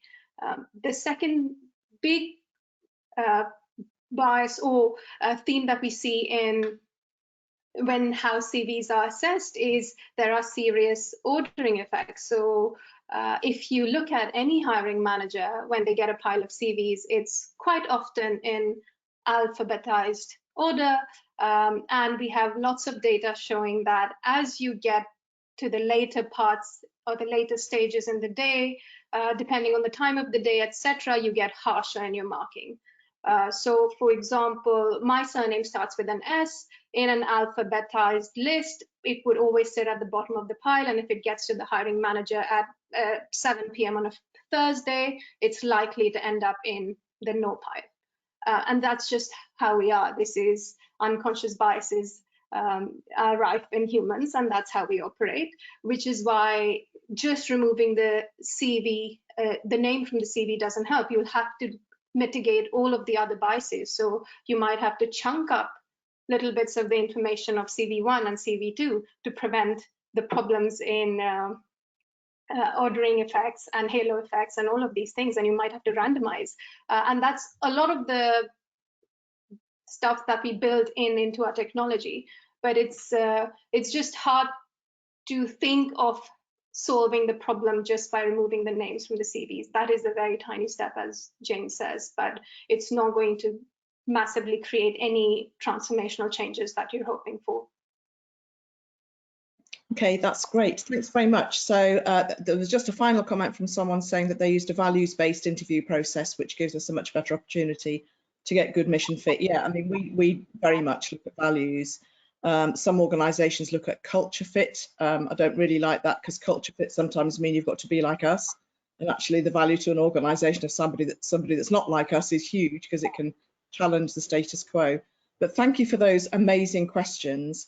We're coming towards the end, so thank you very much, Kayati, for your help on this, and you've just given us so much information and evidence-based and all the research as well. So thank you so much for that. Just wanted to mention the book. So all that we've talked about in the last couple of hours, all the barriers that disabled people might face in each stage of the recruitment process, and what you might do to mitigate against some of those barriers. So it's a conversation for any of you who've read the first book, which is along similar lines, which is the why, a dozen brilliant reasons to employ disabled people. This is the how. And so it's conversational. It's not an academic textbook, but it does have research in it. It does have case studies of organisations who've done things well. It does look to other experts in the field to see what they say about it. So it's not just my meanderings, although there is some of my meanderings in there too. But it's a fairly quick and easy book to read, a bit like the first one. So everybody who's on the call will receive a copy. You've asked for either a hard copy or a soft copy. If you've changed your mind, because I know some people like to have the actual hard copy, I prefer reading a book rather than on screen. An article I might read on a screen, but a book's a bit much to read on a screen. But I know for accessibility reasons, obviously soft copies are better. But if you've changed your mind and would like a hard copy, you'll have an opportunity to say so on the evaluation email, which will come out straight after the webinar. So really, all I have to say is that the book, if you enjoy it, please do say something on Amazon. It's not up there yet, but it will be within the next couple of days. If you don't enjoy it, don't say anything on Amazon, obviously.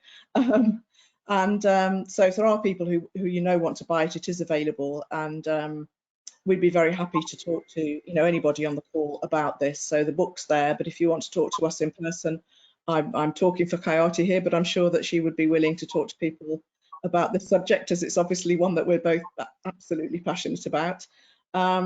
So that will be arriving shortly. We haven't actually physically got the books yet, so I'll be posting them out within the next week. So don't come banging on my door if you haven't got a copy tomorrow, but they will be coming out very shortly, and we'll send out the soft copy to everybody as well, whether you want one or not, really. So thanks very much for sticking out the whole 2 hours, for the 64 of you who have. Wow. There were 115 at one point, which was really good. That's great. Thank you very much for your attention. Thank you to Kayati and everybody at Applied, because I just love what you do. Obviously, I mean, I am biased because it's very much in line with what we do, but such an amazing, I didn't know you existed when I was starting to talk about not using CVs, and then I found a company that actually found a technological solution to this. It was amazing. So thank you very, very much for that. Thank you very much to Sam. Thank you. Thank you to Sam at MyClearText and all the work that you've done. I don't know how you do that for 2 hours. I just don't. I think it's incredible. Just unbelievable. So thank you to MyClearText for that. And thank you to all the team at Evenbreak as well, because you're such great guys. And Rachel particularly, keeps me on my toes and makes sure that I do everything properly and follow processes.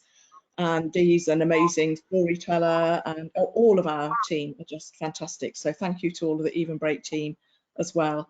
And yeah, keep in touch, everybody, and we'll be sending an email out straight away. Another one in a couple of days with all the information you've asked for, and the book will be arriving at some point. So thanks very much, and hope to see you soon. Thank you. Thank you. Bye.